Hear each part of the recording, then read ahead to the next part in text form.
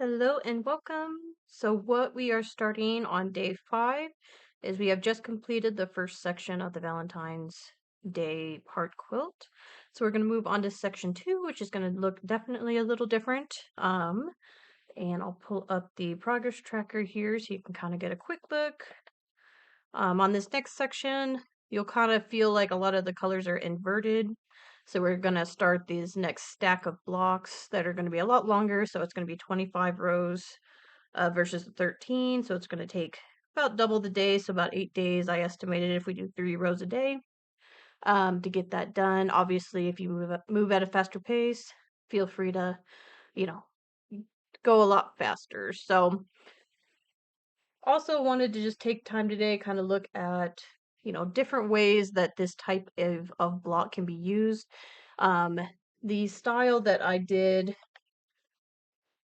create the chart from is called a Storm at Sea quilt block. And so it looks a lot like this, what I have on the screen, where you have basically kind of a 9 different blocks that create the full square. In my case, obviously we elongate it so it's not necessarily square, but we kind of get the same similar pattern. So what's neat about this type of block is how flexible and many uses it can get.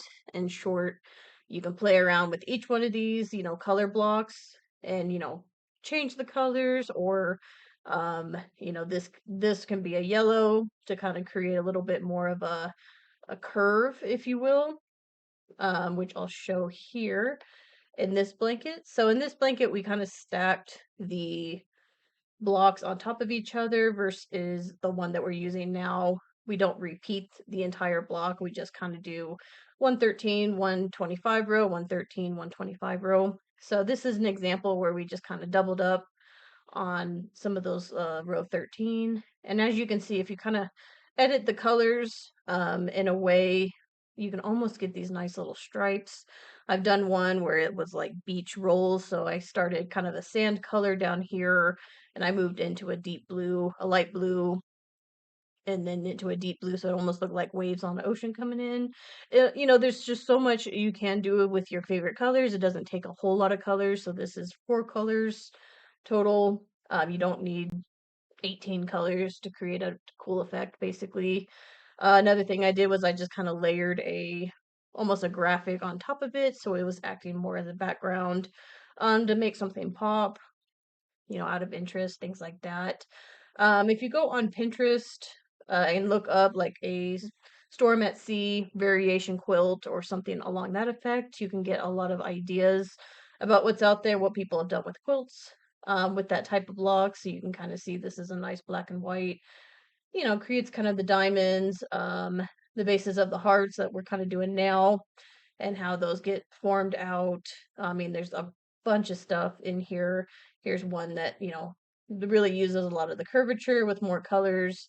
So definitely, take a look. It's just called Storm at Seas Quilting, Storm at Seas Variation. See if you like it. It really can, be translated to like a crochet, as I've done, versus the quilting, if that's something that you're interested in. But that's kind of how I got the idea of this and how I built it out. So just wanted to kind of expand that horizon if this is something that is interesting to you. Um, and other than that, we'll continue on to row 14. So in this row, we'll get going. So we'll start in the light pink. Let's get these colors on here.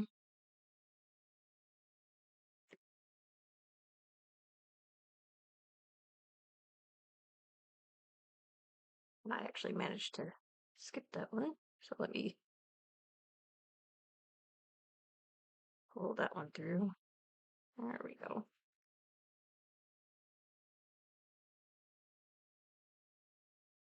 That in. All right, now we're ready to start. Okay. So we're going to start with 6 of the light pink, and then we're going to do 1 red and 6 light.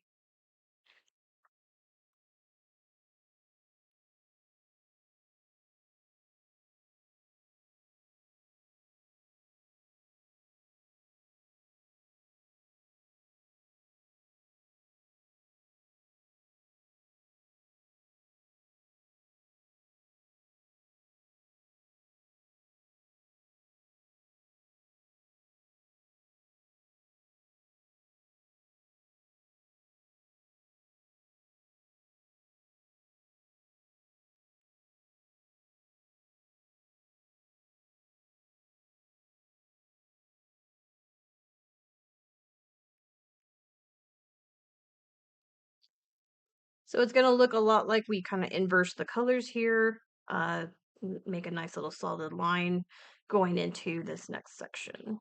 So the long section, we're going to pretty much inverse what we had. We're going to do 12 of the red.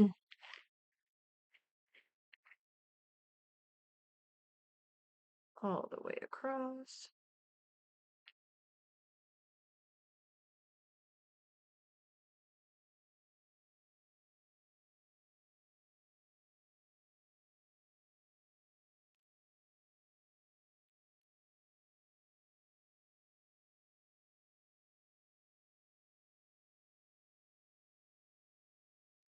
We'll do 1 light pink and then 12 red.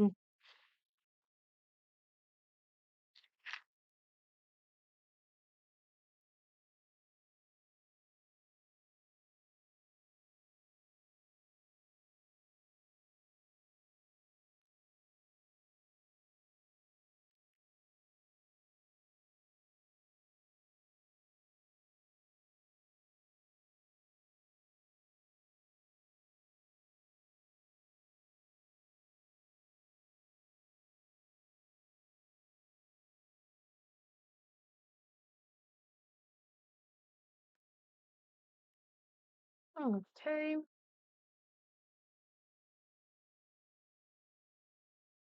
So we're going to do another of the light pink and red inversions. As we keep scrolling over, we'll remain with the white and red, and then we'll start getting into the light pink. We'll have a red here. So this red right here is going to be the very point of the heart that's upright. So as we go up, you'll see a lot more red appearing for that heart. Just to give you a reference of where we're at in the pattern. And then we'll continue with that light peach and pink inversion. So that's where we're at. What you'll notice about this section, which I'll zoom out in full so we can really take a look.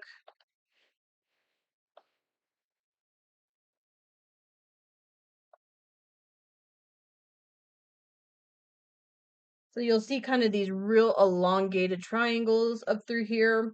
And so it actually takes 2 rows to complete kind of one decrease is going to be kind of what feels a lot different on those as you go down. So that's kind of why it's kind of that elongated middle ground that we're going to do. You'll have a lot larger boxes in the middle triangles. And then a lot of times the 4 corners are going to be a variation of the colors. So we have to pay attention a little bit to our color changes, make sure we're getting those right. That way the pattern does come to life. So just a preview of this section, what we're going to be doing. I'm going to go ahead and get this particular row 14 done. I'll come back for 15 and 16, show you that update, and let me know if your thoughts or if you've seen any other cool Storm at Seas pattern quilts or even crochet items, whatever. If you're familiar with that block, awesome. Let me know your feedback, and I'll see you in the next one.